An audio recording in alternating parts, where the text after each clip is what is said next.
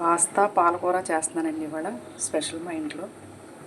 ఇలా ఒక గ్లాసుడు పాస్తా తీసుకొని ఇలా మెత్తగా ఉడకబెట్టుకోవాలి.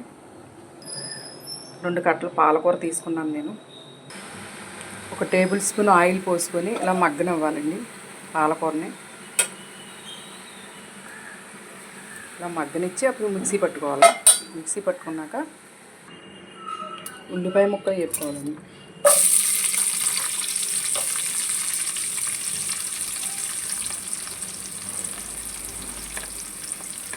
ఉల్లిపాయ ముక్కలు బాగా వేగాలి.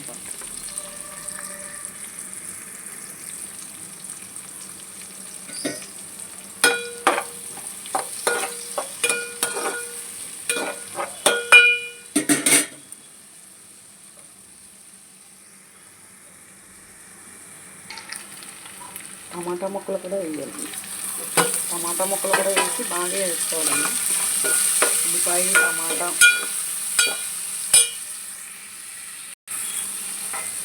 అల్లం వెల్లుల్లి పేస్ట్, గరం మసాలా వేసుకొని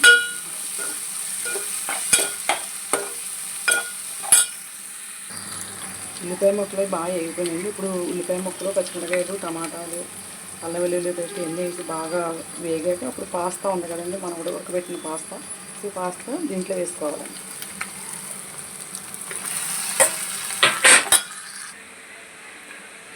పసుపు, ఉప్పు, కారం అన్నీ వేసాక ఇలా తిప్పుకున్నాక ఇప్పుడు మనం ఉడకబెట్టుకున్న ఇది ఉంది కదండి, మిక్సీ పట్టుకున్న పాలకూర పేస్టు దీంట్లో వేసేయాలి.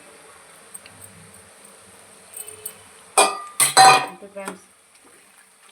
ఇలా బాగా కలుపుకొని అప్పుడు వాటర్ పోసుకోవాలి. 1 గ్లాసు వాటర్ పోసుకొని ఇప్పుడు ఉడకనివ్వాలి.